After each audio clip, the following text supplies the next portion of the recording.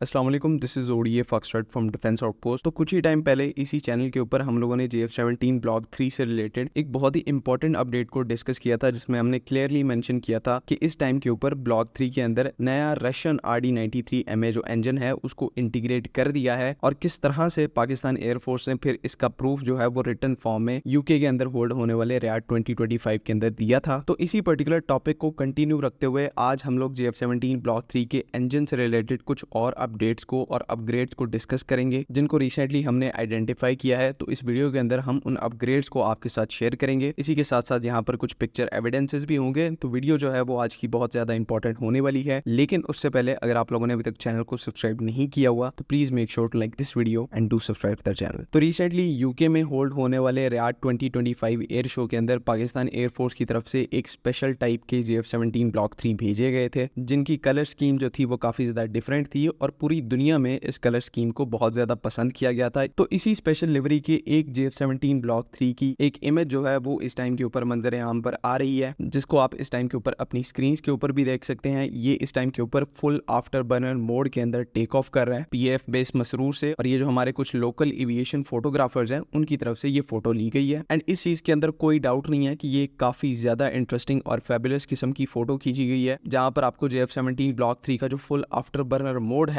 वो पूरे तरीके से विजिबल है। लेकिन सबसे इंटरेस्टिंग बात यहाँ पर यह है कि अगर आप इसी आफ्टर बर्नर के सिग्नेचर को क्लोजली ऑब्जर्व करेंगे तो यहाँ पर आपको एक शॉक डायमंड पैटर्न देखने को मिल रहा है। मींस के थंडर के इस इंजन का जो आफ्टर बर्निंग सिग्नेचर है वो इतना ज्यादा नीट और साफ है कि एक क्लियर कट जो डायमंड शेप है उसको ये फॉर्म कर रहा है। एंड अमूमन उन फाइटर एयरक्राफ्ट के अंदर ऐसे शॉक डायमंड पैटर्न्स को देखा जाता है जिनका इंजन जो है वो काफी ज्यादा केपेबल हो और बहुत ही ज्यादा सोफिस्टिकेटेड टेक्नोलॉजी की मदद से डेवलप हुए हों। एंड अगर इसे आसान अल्फाज में बयान करूं तो इन शॉर्ट ये जो डायमंड पैटर्न्स हैं वो एक अच्छे और केपेबल जेट इंजन की एक बहुत बड़ी निशानी है। तो अब यहाँ पर मेन पॉइंट ये है कि JF-17 ब्लॉक 3 के इंजन में जो कि RD-93MA है उसके अंदर ऐसे डायमंड पैटर्न का फॉर्म होना, इस चीज का क्या मतलब है। देखिए, ये जो डायमंड पैटर्न है ये ऑब्वियसली जैसे मैंने पहले बताया एक हेल्दी और केपेबल जेट इंजन की निशानी है। लेकिन इस पर्टिकुलर पैटर्न के बारे में ये भी कहा जाता है कि सर्टेन कंडीशंस के अंदर ये ऑलमोस्ट हर जेट इंजन के अंदर आपको देखने को मिल जाता है। लेकिन एक स्पेसिफिक कंडीशन यहाँ पर ये लागू होती है कि अगर ये जो डायमंड पैटर्न्स हैं ये काफी ज्यादा विजिबल हैं और नीटली फॉर्म्ड है, सफाई से एक डायमंड शेप बना रहे हैं, इतना ज्यादा आफ्टर बर्नर को ब्लीड नहीं कर रहे हैं। एंड सेम यही केस जो है वो आप इस JF-17 ब्लॉक 3 के इंजन की इस पिक्चर के अंदर देख सकते हैं कि किस तरह से ये जो डायमंड पैटर्न्स हैं वो एक काफी नीट तरीके से फॉर्म हो रहे हैं। एंड साथ ही साथ इंटरेस्टिंगली यहाँ पर अगर आप इसी इंजन की फोटो को JF-17 ब्लॉक 1 और ब्लॉक 2 के आफ्टर बर्निंग इंजन से कंपेयर करेंगे तो उनके साथ कहीं भी ये डायमंड पैटर्न जो है वो आपको देखने को नहीं मिलेगा। जितनी भी JF-17 ब्लॉक 1 और ब्लॉक 2 की इंटरनेट के ऊपर अवेलेबल फोटोज हैं उनमें कहीं भी पुराने RD-93 के साथ इस डायमंड पैटर्न के आफ्टर बर्नर को स्पॉट नहीं किया गया। Which brings us to our most important point कि अब अगर JF-17 ब्लॉक 3 के इस एयरफ्रेम के अंदर, इस इंजन के अंदर आपको एक क्लियर कट डायमंड पैटर्न जो है वो देखने को मिल रहा है, इसका सीधा सीधा मतलब ये है कि इसके अंदर एक नया और अपग्रेडेड इंजन लगा हुआ है। और ना सिर्फ उस इंजन की जो परफॉर्मेंस है RD-93 बेसलाइन के कंपैरिजन में वो ज्यादा है, थ्रस्ट और इलेक्ट्रिकल आउटपुट जो है वो यहाँ पर ज्यादा देखने को मिलती है, बल्कि यहाँ पर जो ओवरऑल इंजन की एफिशिएंसी है वो भी RD-93MA के अंदर बहुत ज्यादा इंक्रीज हुई है। और ये जो डायमंड पैटर्न्स है ये इसी को बेसिकली रिप्रेजेंट करते हैं कि आपके इस नए इंजन की जो कि JF-17 ब्लॉक 3 में लगाया गया है, इसकी परफॉर्मेंस के साथ साथ इसकी जो एफिशिएंसी है, इसकी जो रिलायबिलिटी है वो भी बहुत ज्यादा इंप्रूव हुई है, जिसकी वजह से फिर एक तो better thrust to weight ratio आपको यहाँ पर मिल जाती है, उसके अलावा बेटर फ्यूल कंजम्पशन भी देखने को मिलती है, जो कि ओवरऑल JF-17 थंडर का जो कॉम्बैट रेडियस है या फिर ओवरऑल फेरी रेंज जो है इस एयरक्राफ्ट की उसको इंक्रीज करता है। एंड अगर आपको याद हो तो JF-17 ब्लॉक 1 और ब्लॉक 2 के अंदर स्मोक का बहुत ज्यादा इशू हमें देखने को मिलता था। जब भी इसका जो पायलट है वो थ्रस्ट को पुश करता था तो यहाँ पर इंजन से ब्लैक स्मोक जो है वो एक बहुत बड़ी अमाउंट के अंदर हमें देखने को मिलता था और इसकी वजह से JF-17 थंडर को क्रिटिसाइज भी किया गया है। हालांकि ये जो स्मोकी इंजन है ये कोई इतनी बड़ी बात नहीं है, नॉर्मल जो मॉडर्न वेस्टर्न एयरक्राफ्ट है वो भी कंसिडरेबल स्मोक को जनरेट करते हैं। लेकिन अब यहाँ पर जब से